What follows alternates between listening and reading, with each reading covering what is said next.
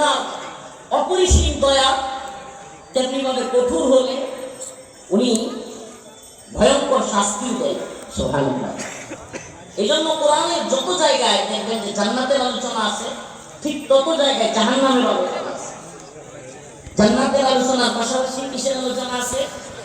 জাহান্নামের আলোচনা আছে।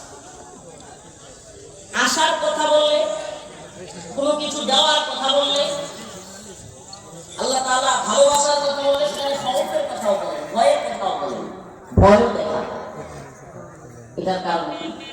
কারণ হলো মানুষকে আপনি কখনোই, মানুষ ফিতরাতান এমন ভাবে আল্লাহ পাক সৃষ্টি করেছে, মানুষকে আপনি পুরো এক সাইড দিয়া নিয়ন্ত্রণ করতে পারবেন।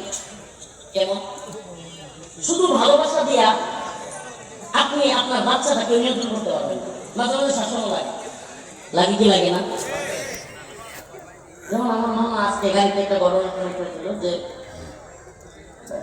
ওনার বাবা ওনার বাচ্চা খুব আদর করে সবাই, তো ঠান্ডা লাগছে, জ্বর ঠান্ডা, এরপরে সে পানির মধ্যে হাত দিতেছে, পানি উঠাইতেছে, ঠান্ডা পানি।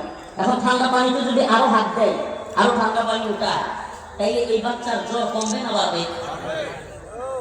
তখন উনি একটু রাগ দেখাইলেন।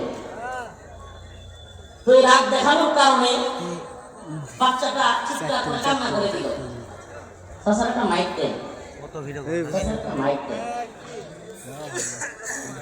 তো বাচ্চাটা কান্না করে দিল। আমাকে বলেন, যদি বাচ্চাটাকে ওই সময় দমক না দিয়ে পানির মধ্যে ছেড়ে দেওয়া হতো, তার ঠান্ডা আরো বাড়তো না কমতো? জ্বর কমতো না বাড়তো? তার মানে বোঝা গেল আদরের সাথে সাথে শাসনেরও প্রয়োজন। মানুষকে